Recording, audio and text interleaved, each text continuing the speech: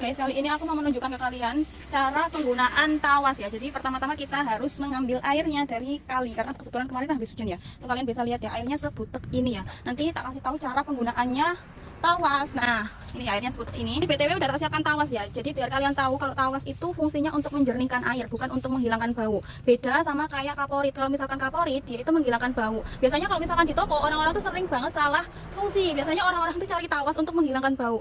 Jadi ini kan dalam bentuk kristal ya. Jadi kalau misalkan kalian mau biar cepet, tak saranin yang ambil yang kecil-kecil kayak gini aja. Soalnya nanti biar cepet larut gitu. Jadi kan ini kan dalam bentuk kristal. Sebisa mungkin kalian itu ya apa ya dihaluskan dulu gitu loh guys ya. Sebenarnya bagusnya itu diaduk-aduk terus. Dulu kalau pas aku kuliah itu dia kalau misalkan ada alatnya, dulu kalau misalkan di PDAM itu pakainya kalau nggak tawas ya PAC. Bagusnya itu di kemasan bubuk ya. Nah, diaduk-aduk gini. Dulu itu namanya ada proses koagulasi flokulasi. Kecepatan berapa RPM kayak gitu. Nah, kalau misalkan di proses koagulasi itu biasanya kecepatannya cepet banget. Soalnya biar si zat kimianya atau koagulannya kayak tawas atau PAC itu larut dalam keadaan tenang, flok-floknya itu bakal ini ya, bakal turun ke bawah. Kayak gitu. Tinggal tunggu beberapa menit aja.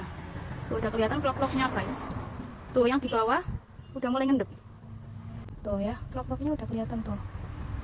Tuh, itu vlog dari kotoran-kotoran atau TTS atau kekeruhan itu dia mulai menggumpal. Atau kalau misalkan dalam bahasa kimianya itu si tawas atau zat kimia yang tadi tak cemplungkan, yang tak masukkan ke dalam itu ya, tawas itu dia itu mengikat kotoran-kotoran. Akhirnya kan masa jenisnya lebih berat ya dibanding air, akhirnya dia mengendap, akhirnya dia memisahkan diri. Tuh, dia udah mulai memisahkan diri. Ini mungkin nanti tinggal tunggu aja beberapa menit. Ini lihat ya, airnya mulai bening dan vlog-vlognya udah mulai kepisah dengan air bersihnya seperti ini.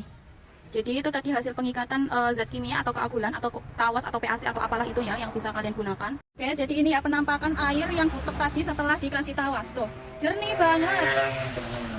Tuh ya, jernih banget. Ini layak pakai. Jadi yang sebelumnya tadi itu kan butek banget tuh. Vlog-vlognya juga udah mengendap ya. Jadi udah terpisahkan antara air bersih dan kotorannya. Jadi ini biasanya teknik ini itu digunakan untuk proses pengolahan air kayak misalkan di PDAM atau kayak misalkan di pengolahan industri kayak gitu ya. Konsepnya kurang lebih seperti itu.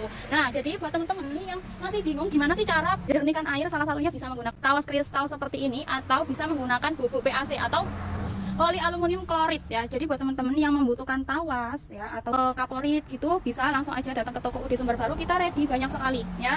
Kita ready banyak sekali. Biasanya orang-orang PDAM carinya ke sini kalau tawas. Langsung aja digercepin, ngomong stoknya masih banyak sekali.